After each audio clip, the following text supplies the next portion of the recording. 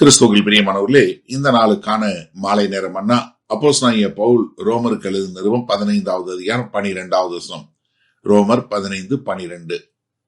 மேலும் ஈசாயின் வேரும் புறஜாதியாரை ஆளும்படிக்கு எழும்புகிறவருமாகிய ஒருவர் தோன்றுவார், அவரிடத்தில் புறஜாதியார் நம்பிக்கை வைப்பார்கள் என்று ஏசாயா சொல்லுகிறான். இப்ப முதல்ல சங்கீதத்திலிருந்து எடுத்து சொன்னாரு. இப்ப 4வது முறையாக நீங்க 9வது வசனத்திலிருந்து 12வது வசனம் ஒவ்வொரு வசனமும் பழைய ஏற்பாட்டில இருந்து எடுத்து சொல்றாரு. இது 700 வருஷங்களுக்கு முன்பாக, கர்த்தராகிய இயேசு கிறிஸ்து பிறப்பதற்கு 700 வருஷங்களுக்கு முன்பாக ஏசாயா 11வது அதிகாரம் 10வது வசனத்துல சொல்லக்கூடிய ஒரு காரியத்தை எடுத்து இதைத்தான் கிளைமாக்ஸா சொல்றாரு. இங்க ஏசாயா என்ன சொல்ற, தாவீதின் குமாரன் சொல்ல, மாறாக என்ன சொல்றாரு, அவங்க அப்பா பேரை சொல்லி ஈசாயின் வேரும் என்று சொல்லக்கூடியதாக. அப்ப எங்கன்னா நீங்க பாத்தீங்கன்னா, அதாவது தாவீதினுடைய ஒரு அரசாட்சி ஒண்ணுமில்லாம போயிருச்சு. ஆனா என்ன, ஈசாயினுடைய வம்சாவளியில வரக்கூடிய ஒரு காரியம்.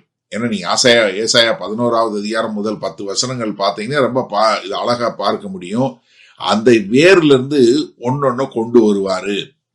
ஏன்னா இங்க இது எதுக்காக சொல்றாருன்னா, அதாவது தாவீதினுடைய வம்சாவளிங்கிறது வந்தாலும் அது அதுல இருந்து வரல. ஆனா கர்த்தர் என்ன பண்றாரு, அவர் பட்டு போன ஒண்ணுமில்லாம போன அந்த மரத்திலிருந்து மறுபடியுமாய் உன்னை கொண்டு வரக்கூடிய ஒரு காரியத்தை கொண்டு வர்றாரு. அந்த அந்த ஈசாயினுடைய வேர்ல இருந்து கொண்டு வர்றாருன்னு சொல்லக்கூடியதாக. அவர் என்ன சொல்றாரு, புறஜாதியாரை ஆளும்படிக்கு எழும்புகிறவர். இவர் யாரு, எல்லா தேசங்களுக்கு மேலாக. ஏன்னா அவருடைய கர்த்தராகிய இயேசு கிறிஸ்து மரித்து உயிர்த்தெழுந்த என்பதாக அவர் என்ன, எல்லாரையும் ஆளக்கூடியவராய்.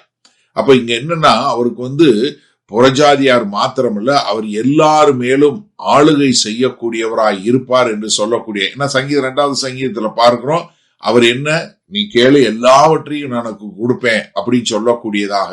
அதனாலதான் மத்தேயு 28வது அதிகாரம் 18வது வசனத்துல ஆண்டவர் சொல்லுவார், வானத்திலும் பூமியில சகல அதிகாரமும் எனக்கு கொடுக்கப்பட்டிருக்கு.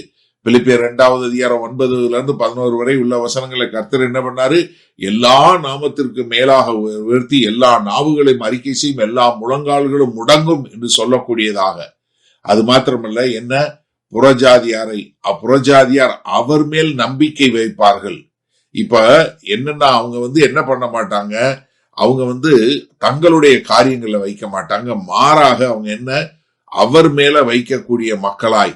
ஏன்னா பரிசுத்த ஆவியானவர் நமக்குள்ள வரும்போது நாம் தேவன் பேரில் நம்பிக்கை வைப்பவர்களாய் இருப்போம் என்று சொல்லி ரோமர் 5:5 சொல்லுவோம். அந்த நம்பிக்கை நம்மளை வீண் போகாது அப்படின்னு சொல்லக்கூடிய ஒரு காரியம். அது மாத்திரமல்ல, இங்க சொல்லும் போது முதல்ல நீங்க நல்லா கவனிங்க. அப்போஸ்தலனாகிய பவுல் சங்கீதம் 18:49 சொன்னாரு 9வது வசனத்துல. 10வது வசனத்துல உபாகம் 32:43 சொன்னாரு. 11வது வசனம் சங்கீதம் 117:1 சொன்னாரு. அடுத்து ஏசாயால 11:10 சொல்லிட்டு என்ன சொல்றாரு, ஒரு தேசம் இல்ல, எல்லா தேசங்களும். ஏன்னா ஒரு 700 வருஷங்களுக்கு முன்பாக என்ன சொல்றாரு, கர்த்தருடைய திட்டம் இதுதான், இது பிளான் பி இல்ல, ஆரம்பத்துல இருந்தே தேவன் இததான் செய்தாருன்னு சொல்லக்கூடியதாக.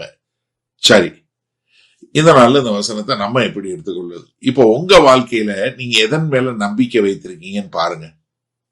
ஏன்னா ஏசாயா சொல்றாரு, புறஜாதியார் ஈசாயினுடைய வேரின் மேல நம்பிக்கை வைத்திருப்பாங்கன்னு. அவங்களுடைய சந்தர்ப்ப சூழ்நிலை இல்ல, அவங்களுடைய உடல்நிலை இல்ல, இல்ல அவங்களுடைய திட்டங்கள் இல்ல, இல்ல அவங்களுடைய சொத்து மேல இல்ல.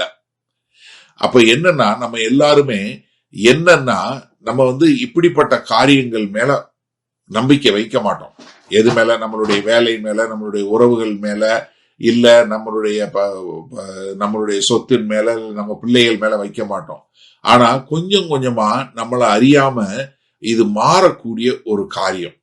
அதனாலதான் நீங்க நல்லா புரிஞ்சுக்கொள்ளணும், நம்மளுடைய நம்பிக்கை எதுல இருக்கணும், கர்த்தராகிய இயேசு கிறிஸ்து மேலதான் இருக்கணும். அதனாலதான் இங்க சொல்றாரு, நீங்க என்ன பண்ணுங்க, அந்த ஈசாயின் வேறாகிய கர்த்தராகிய இயேசு கிறிஸ்துவின் மேல நீங்க உங்களுடைய நம்பிக்கையை வைங்க.